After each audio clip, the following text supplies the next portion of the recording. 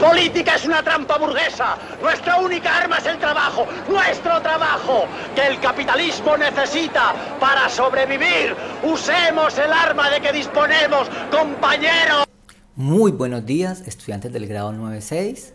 Entonces hoy tenemos un video importantísimo, chévere, sé que les va a gustar, y es sobre los sindicatos y cómo pues el capitalismo salvaje dio a que pues se formaran movimientos como el socialismo, el comunismo, el anarquismo y las clases obreras. Bueno, de todas maneras vamos a ver como una especie de resumen del siglo XIX en la segunda parte del video. ¿Listo? Entonces los invito a que veamos todos estos temas y comentemos. Yo voy a estar parando y comentando, pausando y comentando para que nos informemos bien sobre qué trata el tema. ¿Listo? Entonces, para tal proyecto que vamos a hacer ahorita, esta manita nos va a ayudar, esta señora que nos va a hablar sobre cómo surgió el movimiento obrero. Pero antes ella nos va a decir unos antecedentes de lo que pasó y yo voy a estar pausando y comentando. ¿Listo? ¿Quieres aprender datos interesantes sobre los orígenes del movimiento obrero? Pues vamos a intentar ayudarte. La industrialización desencadenó toda una serie de problemas sociales que conduciría a la aparición de una nueva ideología, el socialismo. La incorporación de la máquina al trabajo produjo cambios tan profundos que exigieron la adaptación a una disciplina y ritmo productivo muy diferente al conocido hasta entonces, y los trabajadores tendrían que acostumbrarse ante la presión ejercida por los burgueses, patronos dueños de las fábricas. Esto vendría acompañado de unas duras condiciones de vida. Pues entonces empecemos. El primer concepto clave aquí es la revolución industrial, que ya venía del siglo XVIII agitándose y cargándose de una manera muy fuerte, sobre todo en Inglaterra, sobre todo en la ciudad de Manchester, en Londres, en parte de Francia y bueno, no en los otros países, pues fue solamente en el occidente de Europa, en algunos sitios, sobre todo en Inglaterra. Entonces esa revolución industrial, ese hambre colonizador de Inglaterra por todo el mundo, hace que esos descubrimientos que lleguen materias primas y haya necesidad a la vez de materias primas, y eso hace que desarrolle mucho el maquinismo y la revolución industrial. ¿Listo? Eso empezó del siglo XVIII y en el siglo XIX fue la segunda fase. Entonces aparecieron gran cantidad de obreros a las ciudades, excitados, movidos, seducidos por una nueva forma de vida, porque en el campo la vida era muy pero muy pesada y muy dura, pero esas condiciones de trabajo no fueron las más dignas. Entonces vamos a ver por qué no fueron las más dignas. Caracterizadas por el hacinamiento en infraviviendas, levantadas sin planificación urbana en torno a las fábricas, donde los obreros se veían obligados a vivir precariamente. También... O sea que al llegar a la ciudad los obreros estaban hacinados, viviendo en condiciones casi infrahumanas, como una especie de tugurios. Tugurios es un sitio donde la vida es muy muy dura, hay hacinamiento, ellos tenían muchos hijos, eso eran unas condiciones de vida muy lamentables. Y apenas pues el urbanismo empezó y los primeros años fue muy difícil porque apenas estaba acomodando servicios de agua, eso era terrible. Vamos a ver qué pasó. Unas duras condiciones laborales, caracterizadas por escasos salarios, especialmente en el caso de mujeres y niños, el empleo de mano de obra infantil y horarios extenuantes con una inexistente legislación para la protección laboral, significaba que en caso de enfermar, esto supusiese perder el trabajo. Entonces vemos que entonces hay unas condiciones laborales indignas. Trabajaban duro, 10, 12, 16 horas diarias, mujeres, niños, ancianos, y las condiciones de sueldo eran muy, muy, muy bajas. No había seguridad social, no había seguridad para accidentes laborales, no había nada de eso de PS, nada de liquidación, de subsidio familiar, nada, nada, nada. Era el capitalismo salvaje de la manera más fuerte, ramplante, galopadora, asfixiadora, exprimidora, que creó unas condiciones de pobreza impresionante. Entonces eso fue el capitalismo salvaje en la Inglaterra del siglo XIX. Impensable entonces hablar de vacaciones o de derecho a huelga. Por otro lado, una mala alimentación contribuyó en la proliferación de enfermedades como la tuberculosis o aquellas desencadenadas por las condiciones de trabajo en minas y fábricas.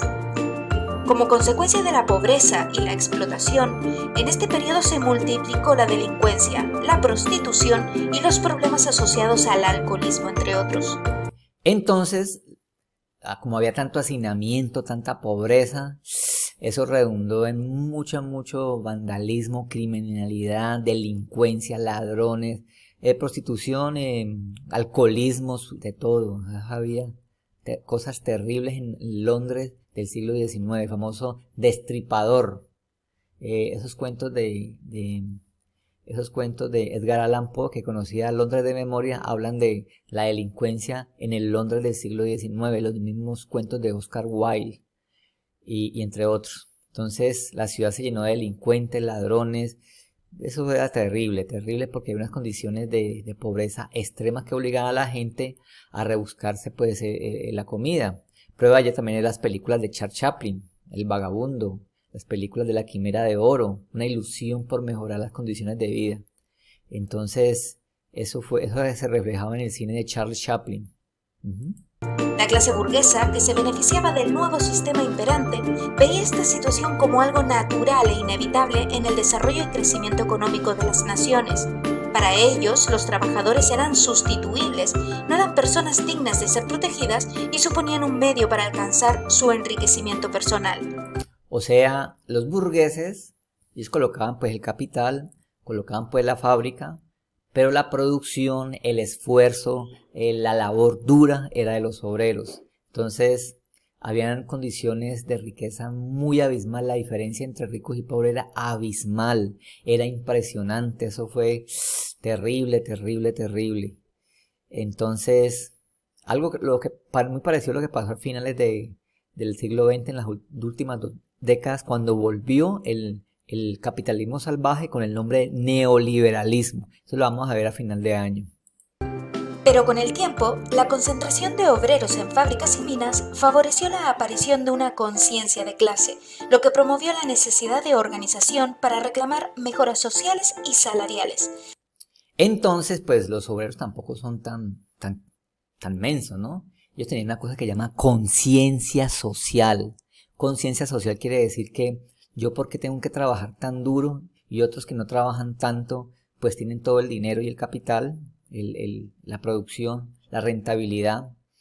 Entonces ellos deciden organizarse, asociarse, protestar, pedir mejoras salariales.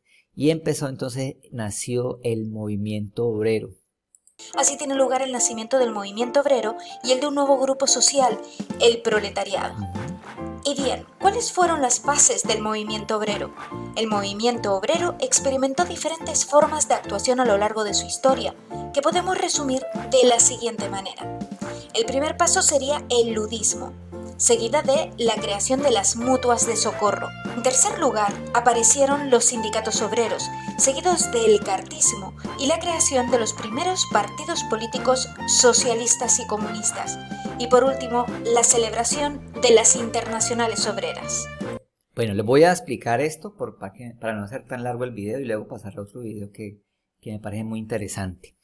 Bueno, ¿qué es el ludismo? ¿Qué son las mutuas de socorro, los sindicatos de obreros, el cartismo, los partidos políticos obreros y las internacionales? Bueno, el ludismo quiere decir que los obreros en la primera fase, ellos empezaron a destruir máquinas, porque decía que pues la culpa era del maquinismo, de todas esas herramientas, y empezó la gran destrucción de máquinas, de aparatos, de herramientas y todo. Bueno, las mutuas de socorro son organizaciones entre ellos, ellos hacían los obreros como especie de cadenas, como ayudas mutuas, como cooperativismo, entre todos colocaban dinero y se ayudaban mutuamente, ¿ya?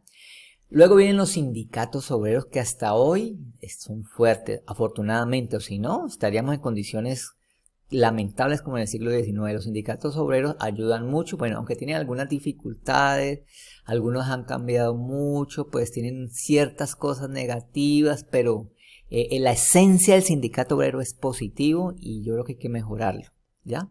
Entonces el sindicato obrero empieza en bloque a reclamar los derechos, a mejorar las condiciones laborales, la salud, la seguridad, los subsidios, la vivienda.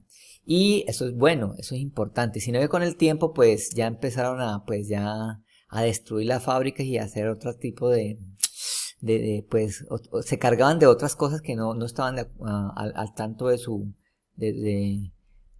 liderazgo obrero, de su capacidad obrera. O sea, ya se desbordaron mucho, sobre todo en México. En México se desbordaron, en Estados Unidos, o sea, se corrompieron. O sea, los que lideraban los sindicatos se corrompieron y se amangualaban con el patrón.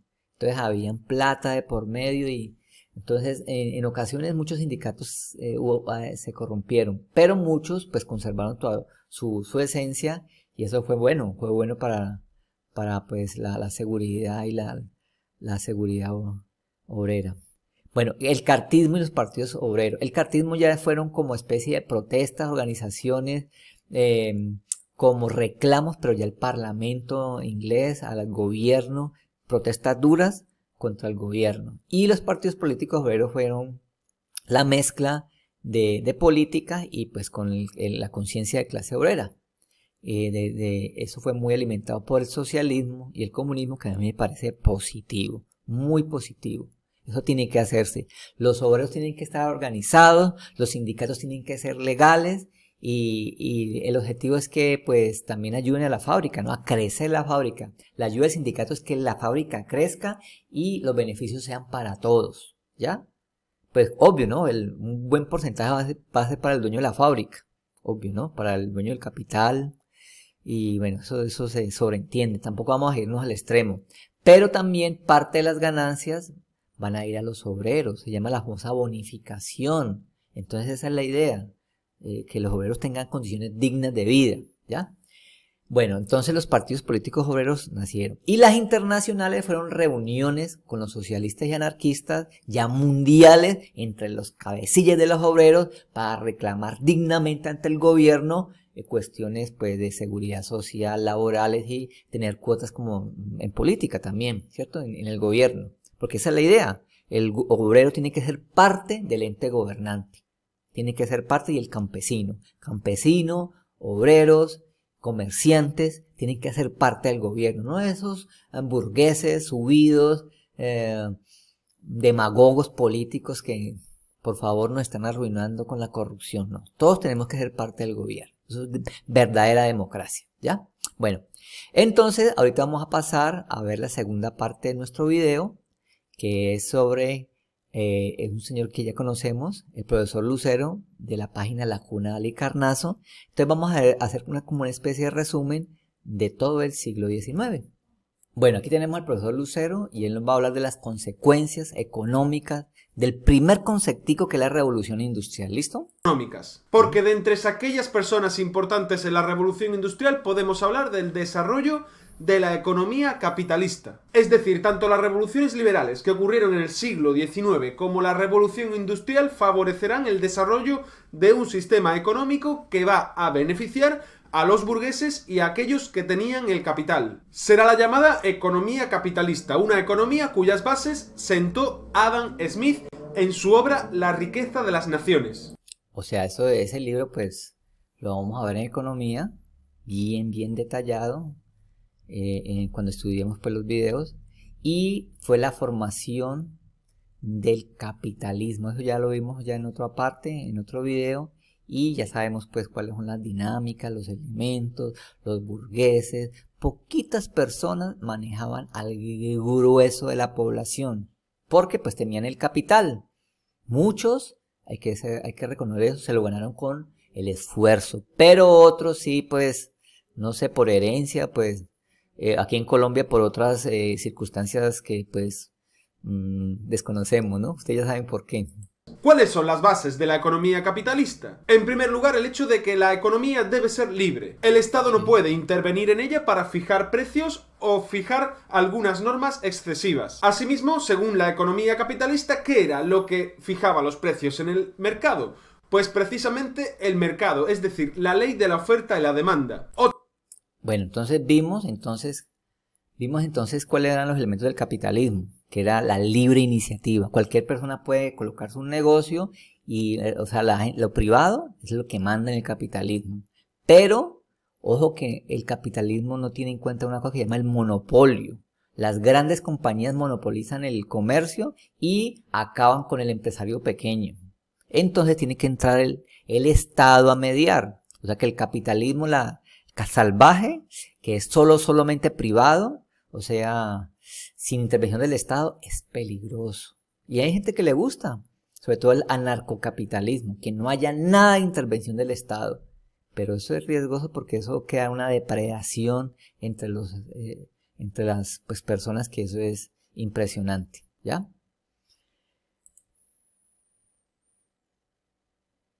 De nuevas materias primas o mano de obra. Es por tanto por lo que... Entonces esa revolución industrial que nos dice el profesor Lucero y ese capitalismo hizo que este país pequeñito que está aquí, Inglaterra y parte en Francia, empezara a buscar materias primas por todo el mundo. En el siglo XIX el amo del mundo era Inglaterra. En el siglo XVI, XVII y XVIII pues eran España y Francia, pero ya en el siglo XIX pasó a ser Francia y un poquito... Inglaterra y un poquito Francia, pero Inglaterra era el amo del mundo. Y en Estados Unidos tenía sus colonias por acá y sobre todo en África y en Asia empezó a buscar materias primas y a colonizar todos estos países. De ahí sacaba la materia prima para elaborar pues elementos de producción y consumo, ¿ya?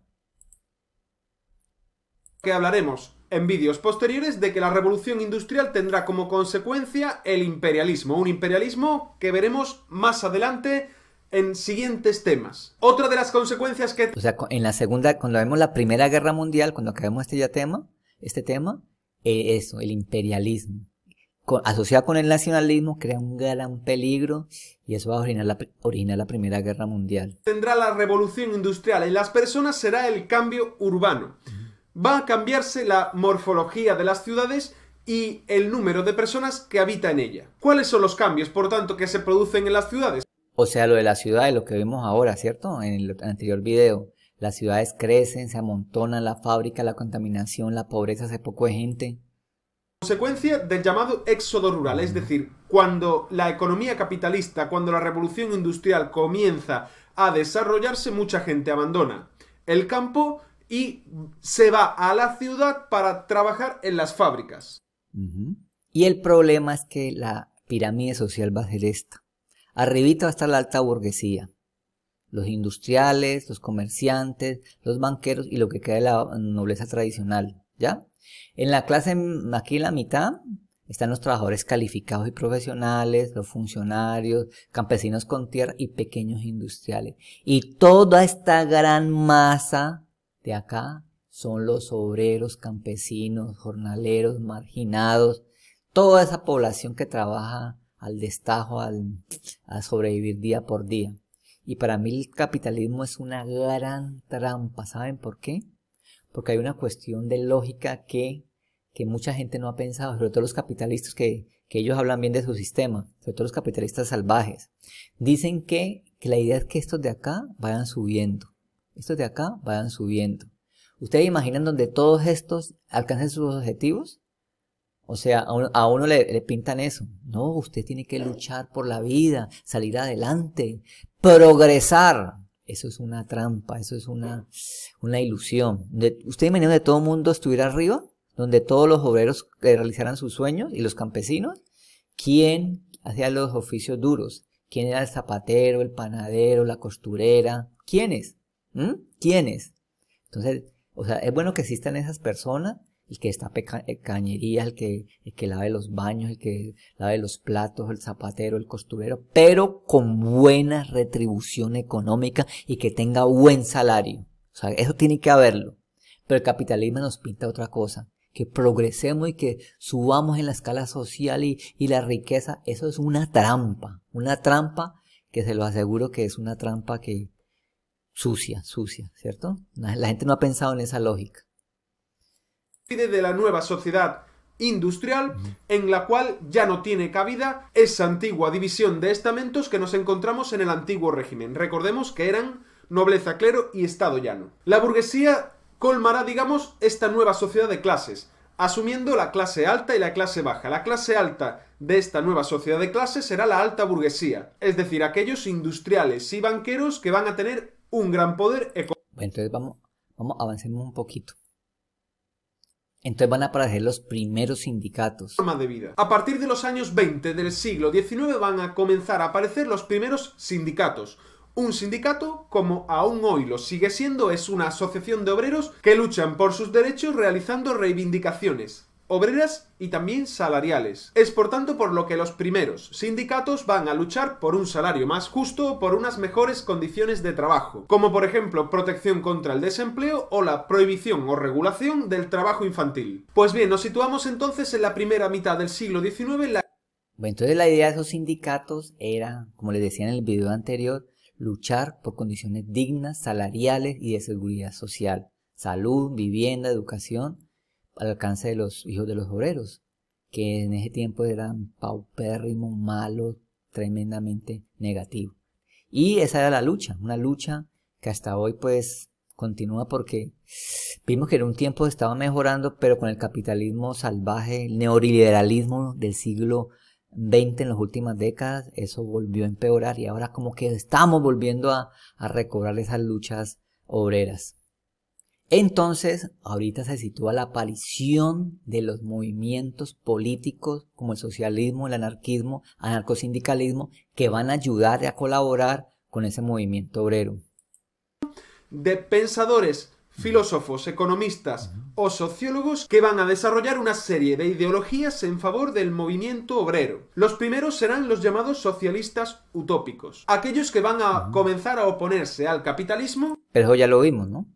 Saint-Simon, Robert Owen, Charles Fourier, y luego vendrían Carlos Marx y Federico Engels. Eso ya lo vimos cuando vimos socialismo, comunismo, y luego vienen los anarquistas, ¿cierto? Para no hacer más largo el video, luego vienen los anarquistas, ¿ya? Bueno, entonces ese socialismo de Carlos Marx ya se fue allá al extremo y ya pretendía ya apoderarse de la autoridad, o sea, ejercer el poder por medio de los obreros. Y eso fue el sueño y la lucha de Carlos Marx y el socialismo. Contra las clases que oprimían. Por tanto, según Marx, los obreros tenían que conquistar el poder para instaurar, en primer término, la dictadura del proletariado. Que no nos podemos quedar parados, que es preciso la acción, que si nos quedamos quietos nos arrolla. ¿Pero qué acción? Ante todo, darnos cuenta de que unidos podemos lograrlo todo. De que nuestra fuerza está precisamente en actuar juntos y a la vez convencernos a nosotros mismos del enorme poder que tenemos. Una dictadura. Pero esa especie de dictadura del proletariado, o sea, los trabajadores al poder, se hizo realidad en un país que se llamó la Unión Soviética, que hoy es Rusia, ¿no? Y otros países.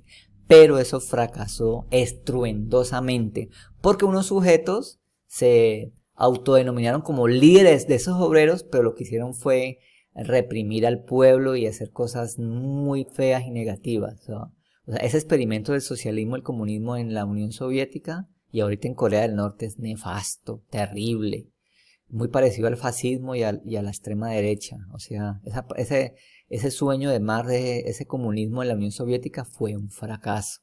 Y en Cuba, parcialmente, pues hay cosas buenas, cosas negativas.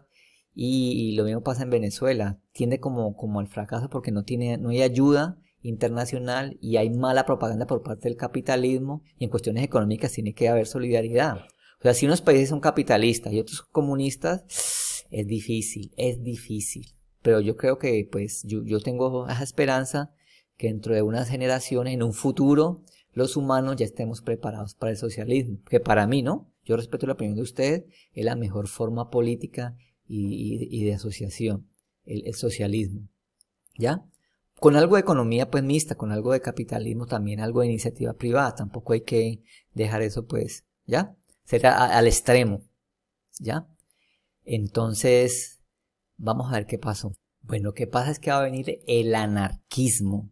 Entonces luego viene el anarquismo, que es muy parecido al socialismo, pero ya al extremo. Vamos a ver de qué habla el anarquismo, que ya lo vimos, ¿no? De todo, en el futuro, el anarquismo. El anarquismo será una propuesta de movimiento obrero promulgada por autores como Mikhail Bakunin o Proudhon. ¿Cuáles serán las características del anarquismo? Pues vamos a citarlas de manera muy breve. La primera será el rechazo a toda propiedad privada, algo que unía al anarquismo con el comunismo. También será el rechazo al Estado y a la Iglesia como poderes que oprimían a la gente. Y su medio de actuación será fundamentalmente el terrorismo, es decir, el crear terror entre los poderes del Estado o de la Iglesia para desembocar en la llamada revolución anarquista. El anarquismo, por tanto, tendrá una gran actividad terrorista en un gran número de grupos. Bueno, pero yo creo que el autor Lucerno exagera, porque ustedes ya lo vimos en el video, el anarquismo es otra cosa.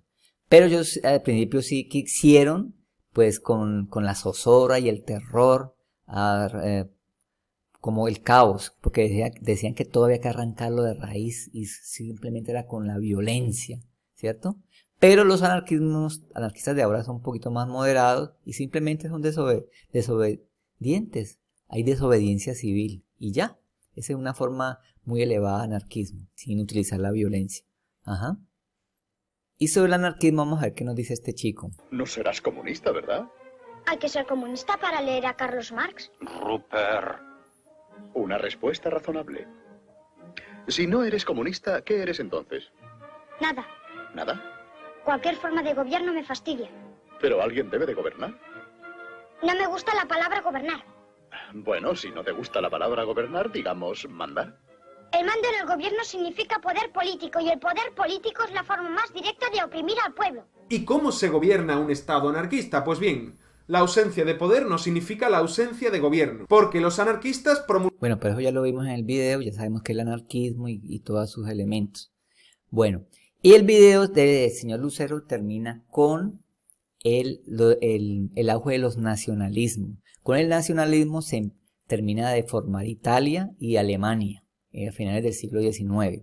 Entonces con Garibaldi se forma Italia y con Bismarck, Otto von Bismarck, se forma Alemania. O sea, Alemania estaba con Múnich, Nuremberg, Colonia, Frankfurt, estaban divididas y se unieron. Lo mismo Italia, estaba Sicilia, Nápoles, estaba Cerdeña, Sicilia, Córcega, Milano, Torino, Veneto, Udine, divididos y se unieron en un solo, y los estados pontificios en una sola Italia.